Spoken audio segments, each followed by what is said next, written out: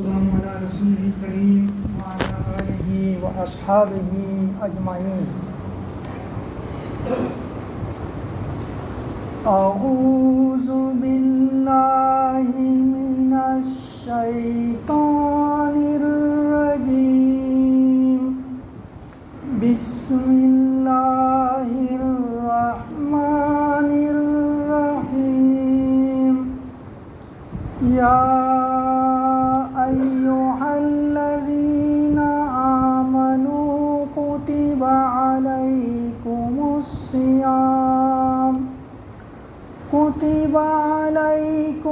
الصيام كما كتب على الذين من قبلكم لعلكم تتقون. رب اشرح لي صدري ويسر لي امری واحلل عقدۃ من لسانی یفقہوا قولی. رب زدنی علما. یا اللہ ہمیں حق کو حق ہی دکھا اور اس پر عمل کرنے کی توفیق عطا فرما. یا اللہ ہمیں باطل کو باطل ہی دکھا اور اس سے بچنے کی توفیق عطا فرما. آمین یا رب العالمین. میرے محترم اسلامی بھائیوں، بزرگوں اور دوستوں اور پیارے بچوں، ابھی میں نے آپ سب کے سامنے سورہ البقرہ کی آیت نمبر 183 کی تلاوت کی ہے. اس کی ترجمانی اس طرح سے ہے: اے لوگو جو ایمان لائے ہو، تم پر روزے فرض کر دیے گئے جس طرح تم سے پہلے انبیاء کے پیرووں پر فرض کیے گئے تھے. اس سے توقع ہے کہ تم میں تقویٰ کی صفت پیدا ہوگی. قرآن مجید کی یہ آیت 183 نمبر اور اس کے بعد کی جو 2 آیتیں ہیں، یہ تینوں آیتیں جو ہیں رمضان کے مہینے میں روزوں کی فرضیت اور اس کے مسائل کے تعلق سے اللہ رب العالمین نے اس میں احکامات دیے ہیں. آج جو آیت میں نے تلاوت کی ہے، اس میں خاص طور سے اللہ رب العالمین نے روزوں کو فرض کرنے کا جو مقصد ہے اس کو بیان کیا ہے کہ ہم نے رمضان کے مہینے میں روزوں کو کیوں فرض کیا. کیا اللہ رب العالمین ہمیں صرف بھوکا اور پیاسا رکھنا چاہتا ہے یا اس کے ذریعے سے کچھ اور ہی مقصود ہے؟ تو فرمایا کہ اس میں اللہ رب العالمین اس کے ذریعے سے ہمارے اندر تقویٰ یعنی اللہ کا ڈر، اللہ کا خوف، اللہ کی محبت، پرہیزگاری، یہ چیزیں پیدا کرنا چاہتے. تو روزوں کا مقصد یہی ہے کہ اس میں ہمارے لیے جو ہے ہماری اصلاح ہو اور ہمارے دلوں کی دنیا جو ہے تبدیل ہو. ہم اللہ سے ڈرنے والے بن جائیں، اللہ کی اطاعت اور اس کی فرما برداری کرنے والے بن جائیں، اس کی نافرمانی سے رکنے والے بن جائیں. تو سب سے پہلے تو میں آپ سب کو اس بات کی مبارکباد دیتا ہوں کہ اللہ رب العالمین نے ہم کو اس مہینے کے اندر آج جو کہ پہلا روزہ ہے پوری صحت اور عافیت کے ساتھ میں اس میں داخل فرمایا ہے. اور اللہ رب العالمین سے دعا کرتا ہوں کہ اللہ رب العالمین اس پورے مہینے کو ہم سب کو جو ہے رمضان کے روزے پورے ایمان اور احتساب کے ساتھ رکھنے کی توفیق عطا فرما اور اس میں ہم سب کے لیے آسانیاں عطا فرما. اور اس کا جو مقصد ہے کہ ہمارے دلوں کی دنیا جو ہے تبدیل ہو، ہم پرہیزگاری اختیار کرنے والے بن جائیں، یہ مقصد ہم حاصل کرنے والے بن جائیں. اللہ کے نبی صلی اللہ علیہ وسلم فرماتے ہیں کہ من صام رمضان ایمانا و احتسابا غفر له ما تقدم من ذنبه ومن قام رمضان ایمانا و احتسابا غفر له ما تقدم من ذنبه. کہ جس نے رمضان کے روزے ایمانی کیفیت کے ساتھ اور اجر آخرت کی خاطر رکھے تو اللہ رب العالمین اس کے پرانے گناہوں کو معاف فرما دیتا ہے جو اس سے پہلے ہو چکے. اسی طرح سے جو شخص ایمانی کیفیت کے ساتھ اور اجر آخرت کی نیت سے راتوں کو قیام اللیل کرتا ہے، تراویح پڑھتا ہے، تو اللہ رب العالمین اس کے گزشتہ گناہوں کو معاف کر دیتے ہیں جو پہلے ہو چکے ہیں. تو یہ سب سے بڑی جو فضیلت ہے رمضان کے روزوں کی اس میں کہ یہ ہمارے گناہوں کی مغفرت کا بہت ہی اہم ذریعہ ہے، بہت ہی اہم مہینہ ہے کہ اس کے ذریعے سے اللہ تعالیٰ ہمارے سابقہ گناہوں کو مٹا دیتا ہے. تو خاص طور سے گناہوں کے مٹانے کے تعلق یہ بات بھی ہمارے ذہن نشین رہے کہ اس میں وہ صغیرہ گناہ ہیں جو ہم سے ہوتے رہتے ہیں وہ معاف کیے جاتے ہیں. کبیرہ گناہوں کے بارے میں ہم کو اللہ رب العالمین سے لازمی طور سے ان گناہوں کو یاد کر توبہ اور استغفار کرنا چاہیے.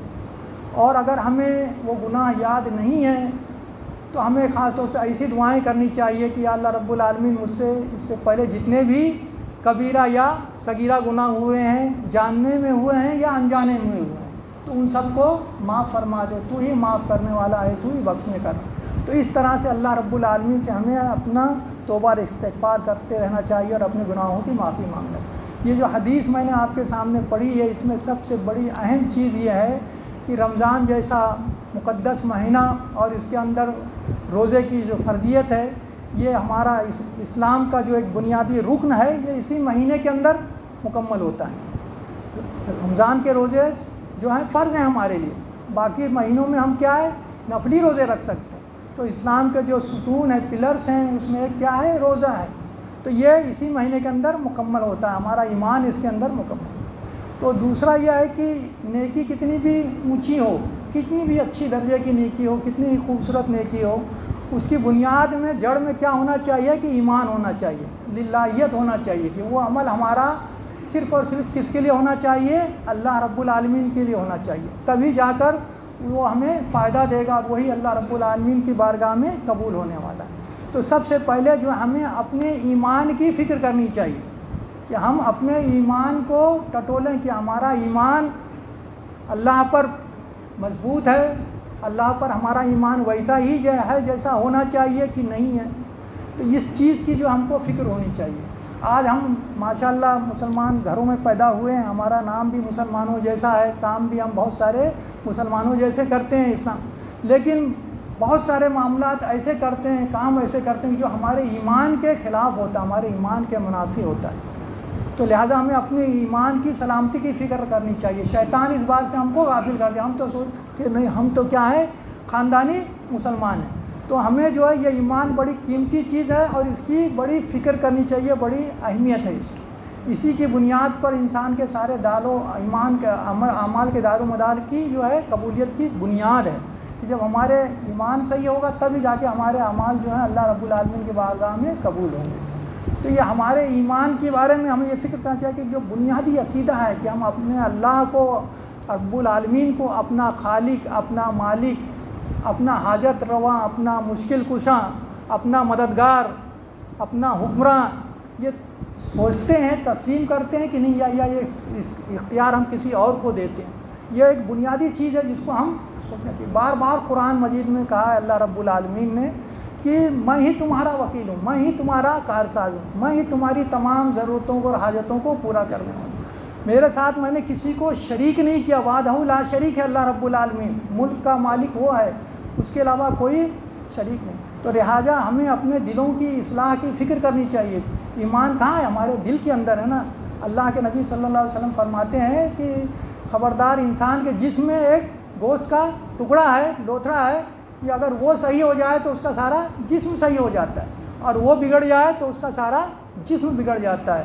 اور خبردار وہ ٹکڑا کیا ہے؟ دل ہے۔ تو دل جو ہے یہ ہمارے نیت کا، ہمارے اعمال کا مرکز ہے، اس کی اصلاح کی فکر کرنی چاہیے۔ تو ہمارے دل کی جو ہے اصلاح کیسے ہوگی؟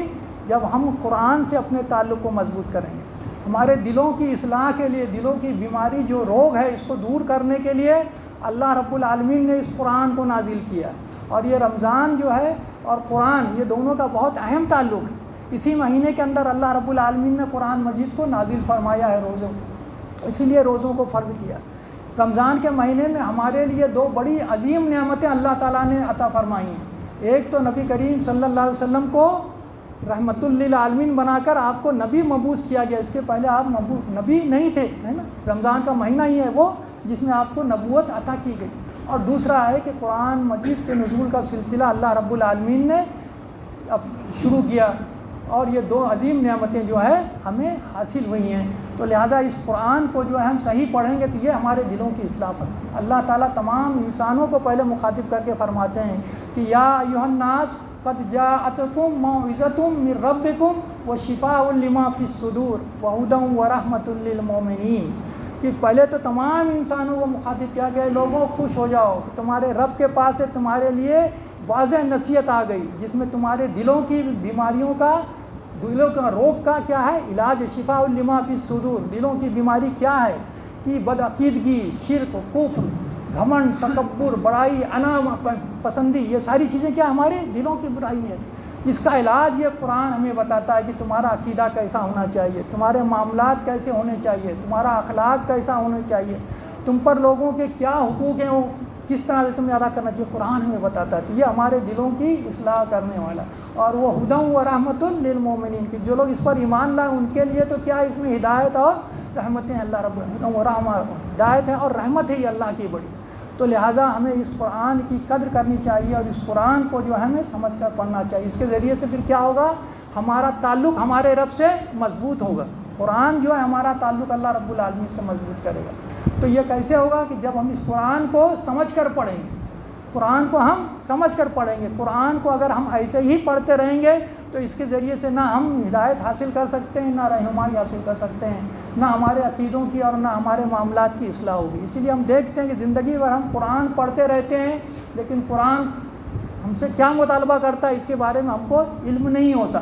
سنی سنائی باتوں پر ہم عمل کرتے رہتے ہیں. تو ضرورت اس بات کی کہ اس قرآن کو جو ہے سمجھ کے پڑھیں تاکہ جو ہے ہمارے دلوں کی اور ہمارے اخلاق کی جو ہے اصلاح ہو اور اس کے ذریعے سے ہم اللہ سے اپنے تعلق کو مضبوط کرتے. دوسری چیز یہ ہے کہ رمضان کے مہینے کے اندر ہمیں اپنے رب کے ساتھ اپنا تعلق جو ہے زیادہ سے زیادہ مضبوط کرنا چاہیے. تعلق باللہ کو جو ہے بڑھانا چاہیے. اللہ کے نبی صلی اللہ علیہ وسلم فرماتے ہیں کہ اللہ تعالیٰ فرماتا ہے کہ اللہ رب العالمین کے ساتھ جو انسان, اللہ تعالیٰ فرماتا ہے کہ جو بندہ مجھ سے اپنے جن اعمال کے ذریعے سے جو میرا قرب حاصل کرنا چاہتا ہے مجھ میں, وہ اعمال سب سے زیادہ مجھے محبوب ہیں جو میں نے اس کے اوپر فرض کیے, اور اس کے بعد نوافل کے ذریعے سے وہ مسلسل میرے قریب آتا رہتا ہے یہاں تک کہ میں اس کا کان بن جاتا ہوں جس سے وہ سنتا ہے, اس کی آنکھ بن جاتا ہوں جس سے کہ وہ دیکھتا ہے, اس کا ہاتھ بن جاتا ہوں جس سے کہ وہ چھوتا ہے پکڑتا ہے, اس کا پیر بن جاتا ہوں جس سے وہ چلتا ہے. تو فرض عبادتوں کے ذریعے سے انسان اللہ کا تقوی, اللہ کا قرب جو ہے وہ حاصل کرے گا, اللہ کے قریب ہوگا. تو دوسری اہم چیز جو رمضان کے مہینے میں ہمیں کرنی چاہیے کہ زیادہ سے زیادہ فرض عبادتوں کو پابندی وقت کے ساتھ میں ادا کریں. نماز کو پابندی کے ساتھ کو پڑھیں, روزوں کو پابندی کے ساتھ میں رکھیں. کوئی روزہ ہمارا چھوٹنا نہیں چاہیے اور اس کے اندر ان تمام چیزوں کا ہمیں جو ہے آداب کا خیال رکھنا چاہیے جو ہمارے روزے کو نقصان پہنچانے والی ہیں, کمزور پہنچانے والی ہیں. بیہودہ باتیں, بے مقصد کی باتیں, فاحش باتیں, جھوٹ, ان تمام چیزوں سے ہم اپنے آپ کو بچائیں. اللہ کے نبی صلی اللہ علیہ وسلم نے فرمایا کہ جو شخص روزہ رکھنے کے بعد میں بھی جھوٹ کہنا اور اس پر عمل کرنا نہیں چھوڑتا تو اللہ کو اس سے کوئی حاجت نہیں کہ وہ بھوکا اور پیاسا رہتا ہے. تو روزہ تو یہ چاہتا ہی کہ ہمارے اخلاق سنور جائیں, ہماری جو ہے کیریکٹر جو ہے صحیح ہو جائے, ہماری زبان کی حفاظت ہو جائے. تو لہٰذا یہ چیز ہمیں اللہ کے تعلق سے مضبوط کرنے کے لیے بہت ضروری ہے. تو نماز کے بارے میں یہ ہے کہ دیکھیں بہت سے لوگ رمضان کے مہینے میں روزہ تو رکھتے ہیں لیکن نماز کی پابندی نہیں کرتے. بہت سے لوگ نماز پڑھتے بھی نہیں, ایسے بھی ہیں. بہت سے ہیں کہ صبح سحری کھا کے سو جاتے ہیں, فجر کی نماز بعد میں پھر اٹھ کر پڑھتے ہیں.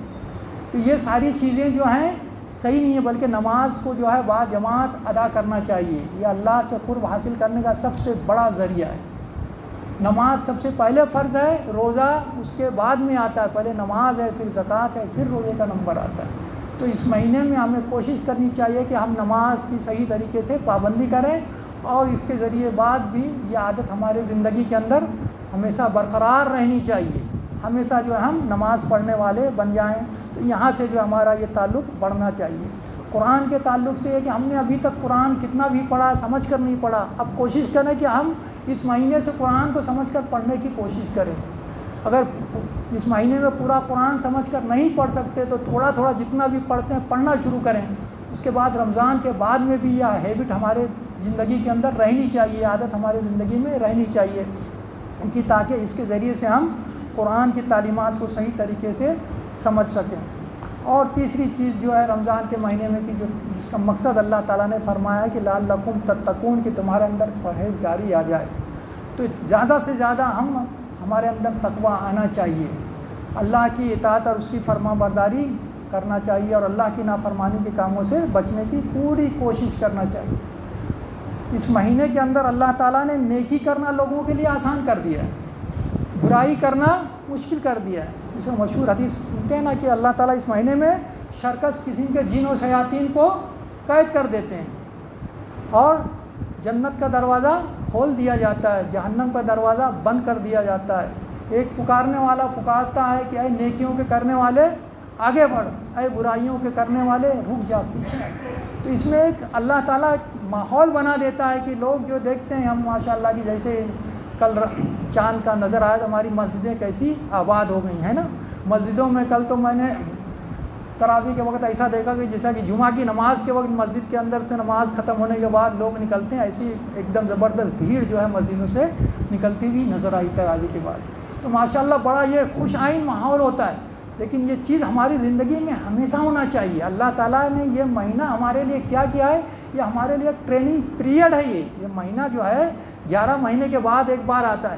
جس طرح ہم دیکھتے ہیں نا کہ دنیا کے اندر بہت سارے ادارے جو ہیں اپنے کارکنوں کو اس کی تربیت کے لیے ایک مہینے میں ایک بار کوئی نہ کوئی ٹریننگ کیمپ لگاتے ہیں۔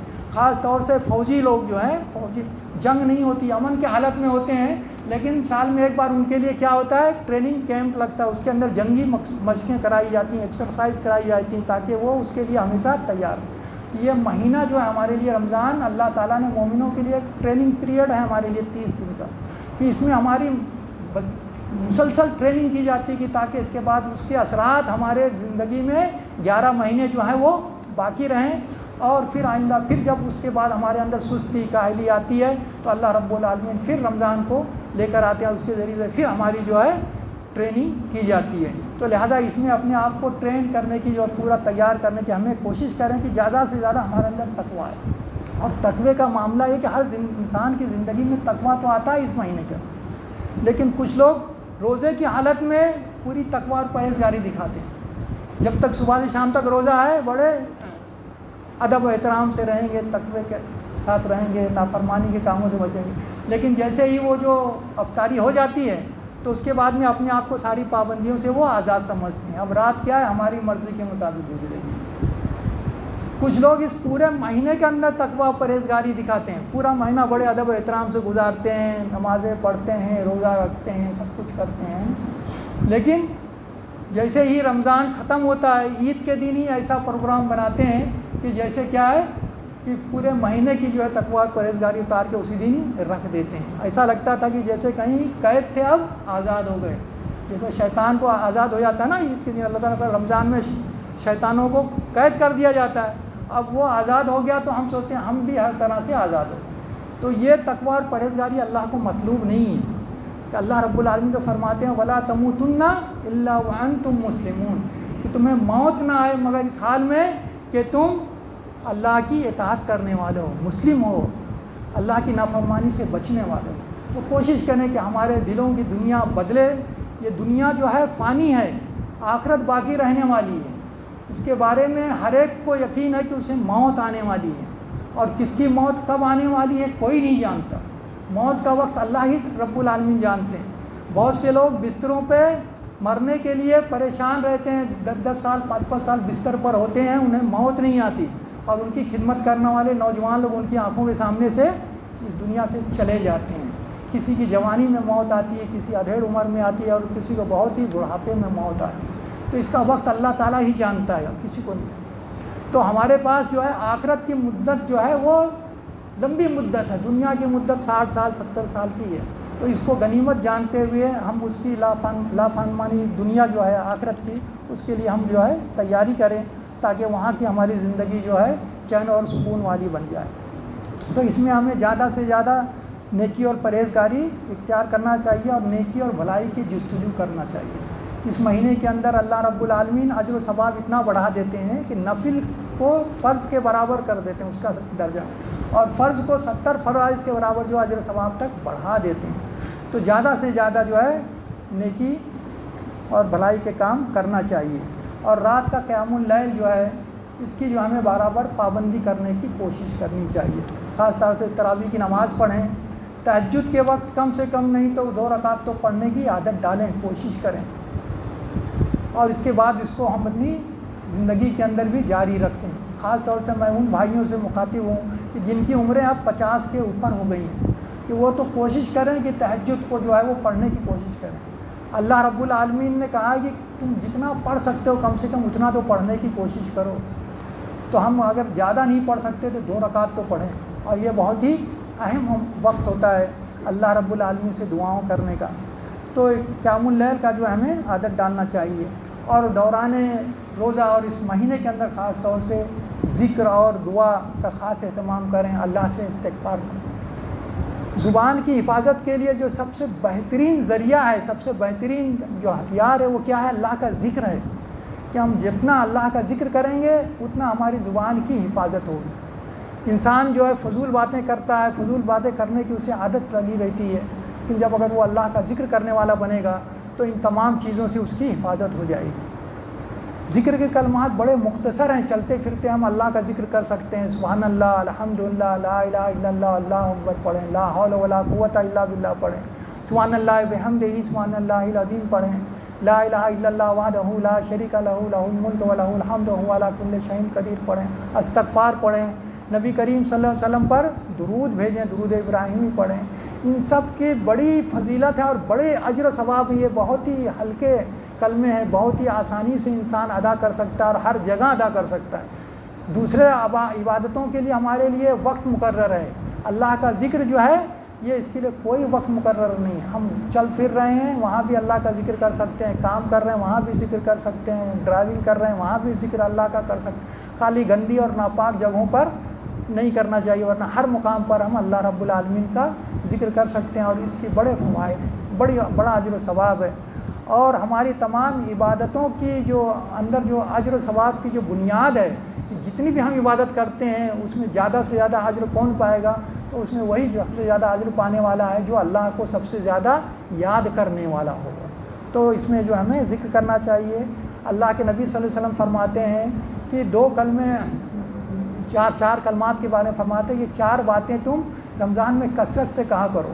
دو تو وہ ہیں جس سے تم اپنے رب کو راضی کر لو گے، اور دو وہ ہیں جو تمہارے لیے اشد ضروری ہیں۔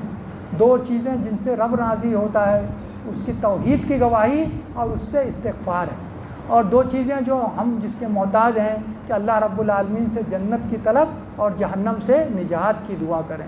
تو فرمایا کہ اس طرح کہا کرو کہ اشہد ان لا الہ الا اللہ، استغفر اللہ، اسألک الجنہ واعوذ بک من النار۔ بڑے آسانی سے یہ کلمے انسان کر سکتا ہے دعاؤں میں کہ اللہ، یہ کلمہ ہر ایک کو یاد ہے، اشہد ان لا الہ الا اللہ، اللہ کے علاوہ کوئی معبود نہیں، کوئی الہ نہیں، استغفر اللہ، یا اللہ میں تجھ سے معافی چاہتا ہوں، اسألک الجنہ، میں تجھ سے جنت کا سوال کرتا ہوں، واعوذ بک من النار، اور میں تجھ سے عذاب جہنم سے تیری پناہ چاہتا ہوں۔ تو اس طرح سے یہ کلمات اور یہ دعائیں ہمیں کرتے رہنا چاہیے، اور استغفار ہم خاص طور سے کریں۔ اور لیلۃ القدر جو آخری عشرے کے اندر ہے، اس کا ہمیں جو ہے اہتمام کرنا چاہیے۔ لیلۃ القدر کے پہلے سے انسان جب وقت آئے گا تو انشاءاللہ وہ مقررین اس پر روشنی ڈالیں گے، لیکن یہ آخری عشرہ جو ہے ہمارے لیے بڑی اہمیت کا عشرہ ہے۔ رمضان کا جو آخری عشرہ، آخری 10 دن ہیں، اسی کے اندر لیلۃ القدر ہے کہ جس کی ایک رات کی عبادت ہمارے لیے 1000 مہینوں سے زیادہ افضل ہے۔ 1000 مہینے کتنے ہوتے ہیں؟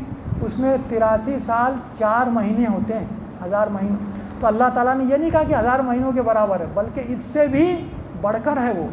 تو کم ہماری عمریں آج کل کتنی ہیں؟ دیکھیں، کسی کی 60 70 80۔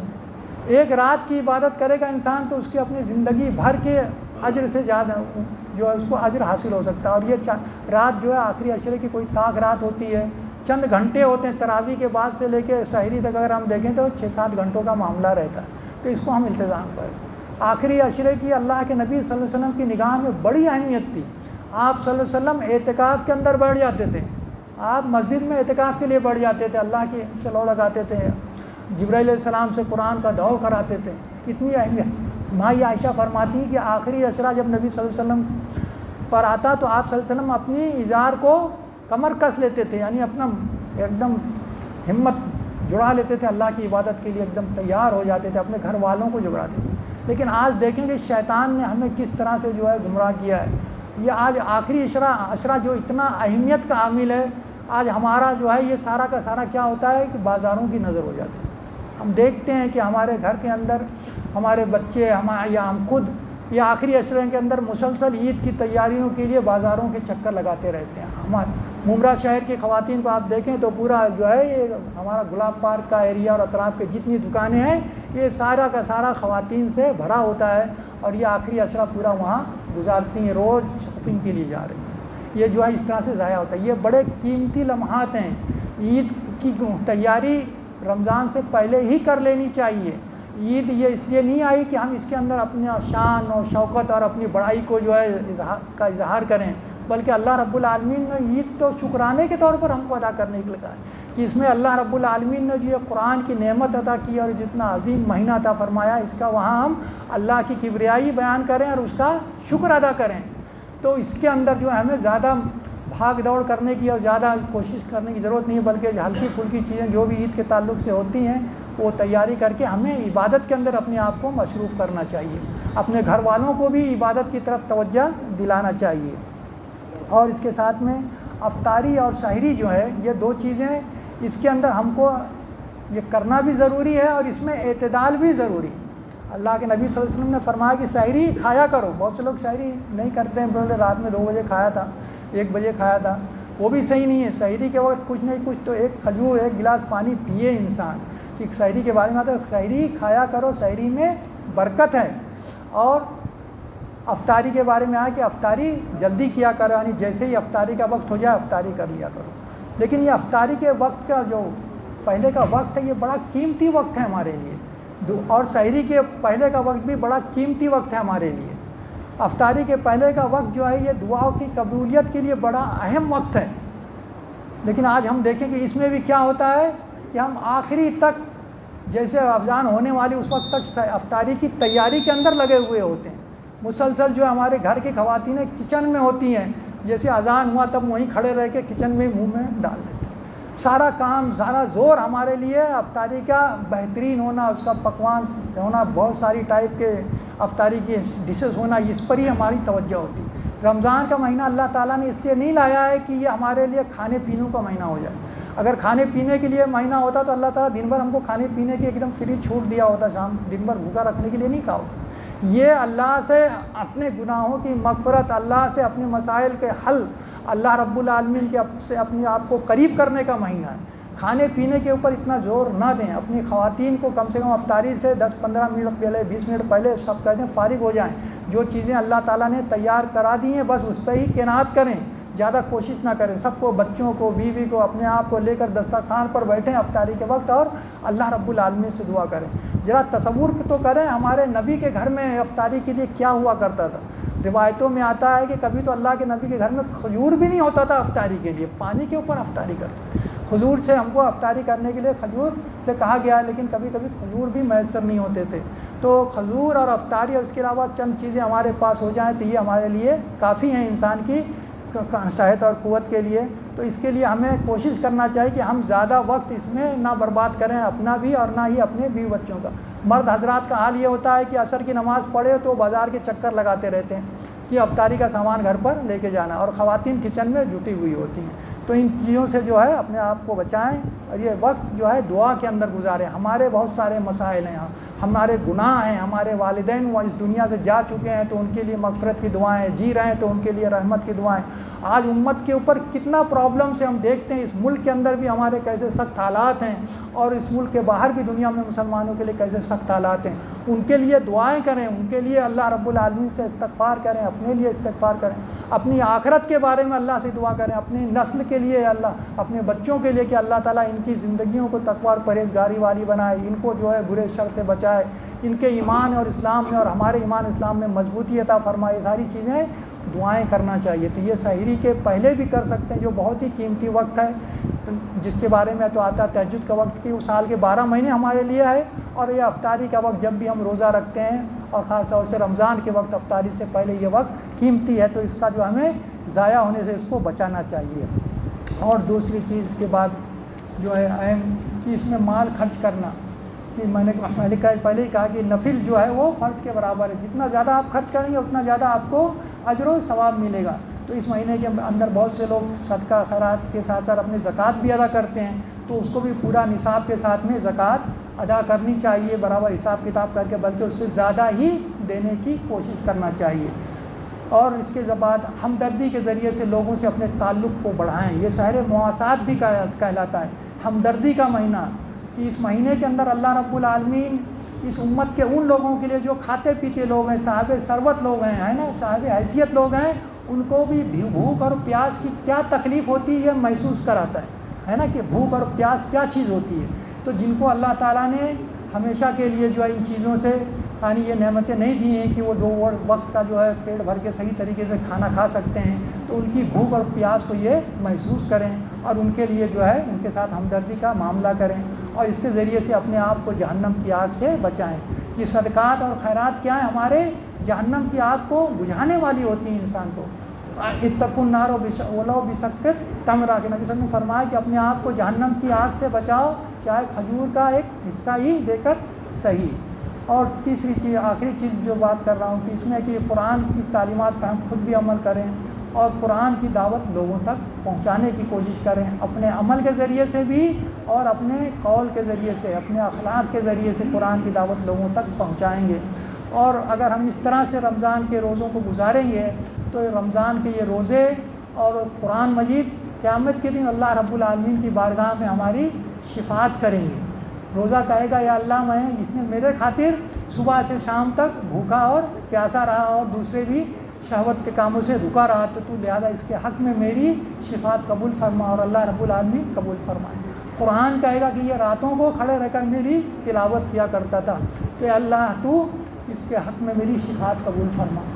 اللہ رب العالمین ان دونوں کی شفاعت قبول فرمائیں گے، اس شخص کو بخش دیں گے۔ لیکن میرے بھائیوں، اگر ہم اس رمضان کے مہینے کو پائے ہیں لیکن اگر اس کو ہم صحیح طریقے سے نہیں گزارتے، اس رمضان کے مہینے کے اندر صحیح طریقے سے اللہ رب العالمین کی عبادت کر کر اپنی مغفرت نہیں کرواتے، تو پھر نبی کریم صلی اللہ علیہ وسلم اور جبرائیل علیہ السلام، یہ 2 عظیم ہستیاں، جبرائیل علیہ السلام تمام ملائکہ کے سردار ہیں، انہوں نے بد دعا کی ہے، اور نبی کریم صلی اللہ علیہ وسلم جو تمام ابن آدم کے سردار، اس کائنات کے سردار، جنہوں نے اس پر آمین کہا ہے کہ ایک مرتبہ اللہ کے نبی صلی اللہ علیہ وسلم ممبر پر تشریف لے جا رہے تھے، آپ نے پہلے زینے پر قدم رکھا تو آمین فرمایا، جب دوسرے زینے پر قدم رکھا پھر آمین فرمایا، پھر تیسرے زینے پر قدم رکھا تو پھر آمین فرمایا۔ اس کے بعد جب صحابہ کرام نے سوال کیا کہ اللہ کے رسول یہ آج حسب معمول ہے، غیر متوقع بات آپ نے کہی کہ اس کے پہلے آپ اس طرح سے آمین نہیں کہا کرتے تھے، تو اللہ کے نبی صلی اللہ علیہ وسلم نے فرمایا کہ جب میں نے پہلے زینے پر قدم رکھا تو جبرائیل علیہ السلام آئے اور انہوں نے کہا کہ محمد صلی اللہ علیہ وسلم جو شخص رمضان کا مہینہ پائے اور اس میں اللہ کی عبادت کر کر اس کو اپنے آپ کو جنت کا مستحق نہ بنائے، اپنے آپ کو جہنم سے بچا نہ سکے، تو اللہ رب العالمین اس کو اپنی رحمت سے دور ڈال دے، اپنی رحمت سے محروم کر دے۔ تو میں نے کہا آمین۔ اور اس کے بعد جو آگے کی دوسری باتیں ہیں کہ جو شخص اپنے والدین کو بڑھاپے کی حالت میں پائے، 2 یا 2 میں سے کسی ایک کو، اور وہ بھی اپنے والدین کی خدمت کر کر اپنے آپ کو جنت کا مستحق نہیں بناتا، تو انہوں نے کہا کہ اللہ اسے بھی اپنی رحمت سے دور ڈال دے، اپنی رحمت سے محروم کر دے، تو میں نے کہا آمین۔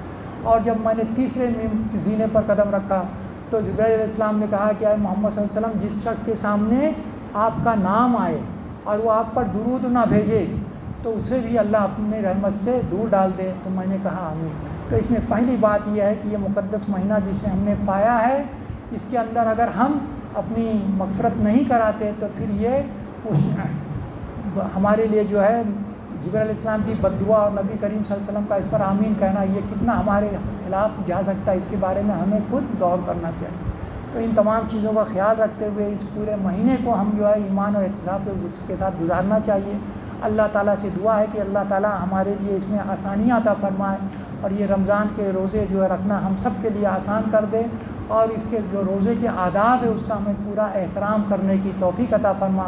ہر ان کاموں سے اللہ تعالیٰ ہماری حفاظت فرما جو ہمارے روزے کو نقصان پہنچانے والا ہو، اور وہ ہر کام ہمیں کرنے کی توفیق عطا فرما جو اس مہینے میں ہمارے لیے اجر و ثواب کو زیادہ سے زیادہ کرنے کا باعث ہو، اور اللہ تعالیٰ اس میں ہمارے لیے آسانیاں عطا فرما اور ہم سب کے روزوں کو تو قبول فرما۔